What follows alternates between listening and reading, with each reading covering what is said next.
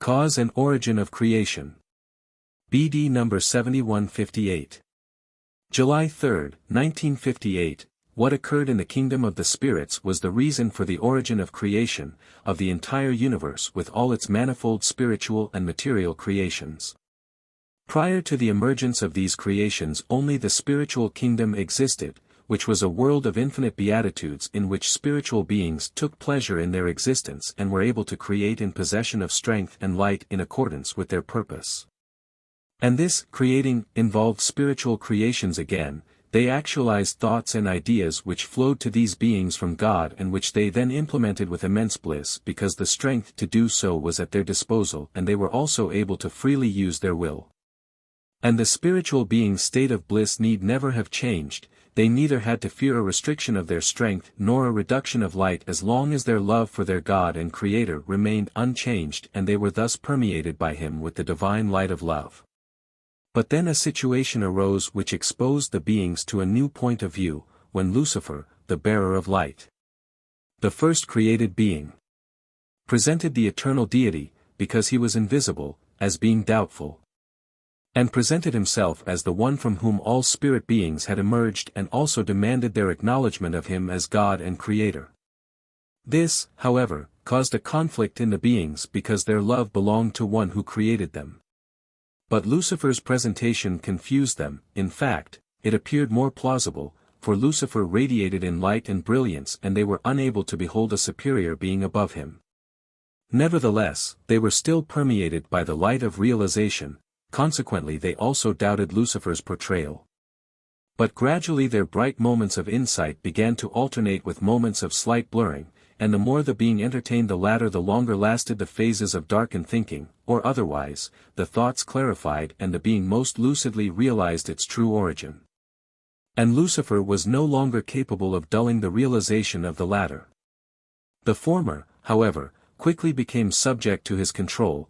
They joined him and looked upon him as their God and Creator because they resisted their constantly recurring enlightened moments until their final fall into the abyss took place. Lucifer's undiminished strength in the beginning had brought a countless host of most blissful spiritual beings into existence, and due to the abundance of his creations a wrong sense of self-esteem arose in him.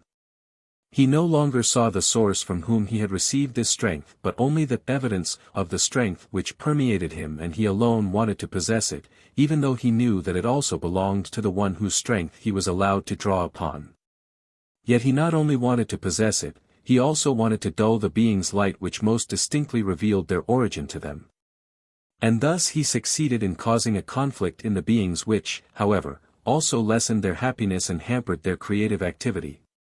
Until they finally decided to accept their Lord and thus the beings as well as the bearer of light forfeited their strength and light and plunged into darkness.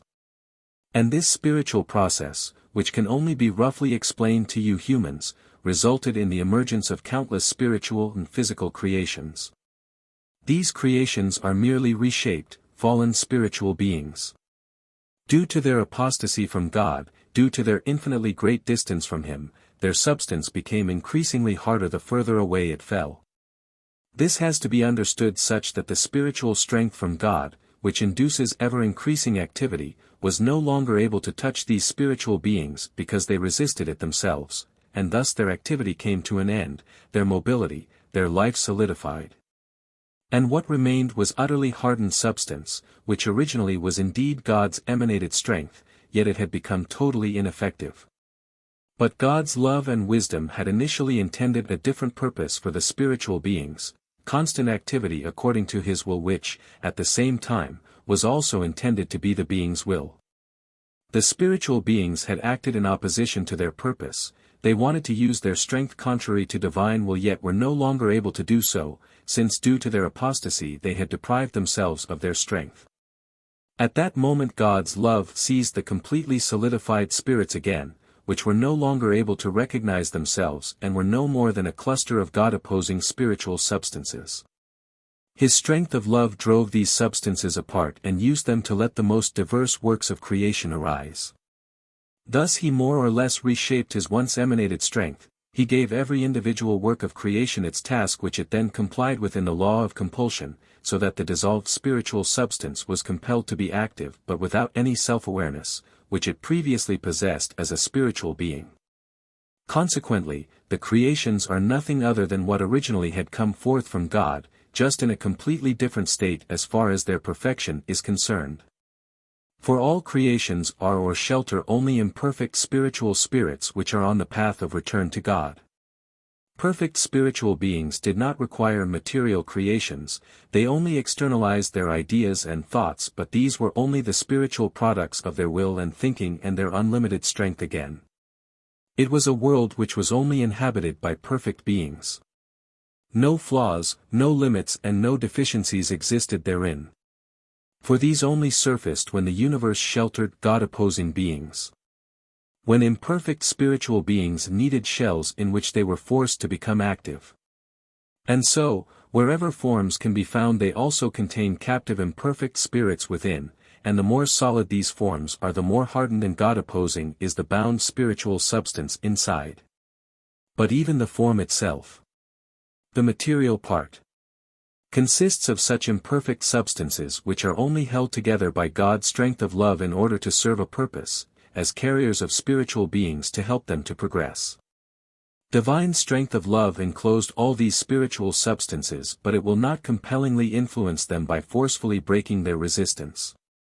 A work of creation must indeed carry out a specific activity according to God's will, but the spirit within is not forced to turn to God.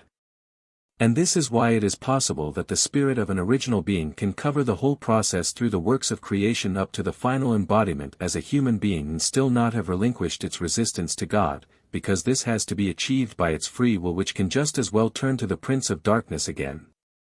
But the constant activity in the law of compulsion usually achieves a reduction of resistance to God, because even the slightest activity gives the being a certain sense of comfort already, since an expression of strength corresponds to its fundamental nature. The countless worlds of the stars, all their inherent creations, are the result of this past apostasy in the kingdom of the spirits. They will still continue to exist for eternities. Time and again new creations will arise in order to enable the once fallen spirits to return to God. Eternities will pass by until the work of return is accomplished, until even the last hardened spiritual being will be dissolved and able to start on the path of return. However, sooner or later all these creations will have spiritualized themselves, sooner or later there will be only one spiritual world again where all spirits will work in the same will as God's will and be incomparably happy. Sooner or later God will have achieved the goal of not merely being surrounded by living creations but by children, to whom he can provide the greatest beatitudes, because his infinite love urges him towards constant happiness and will not let him rest until he has reached his goal. Amen.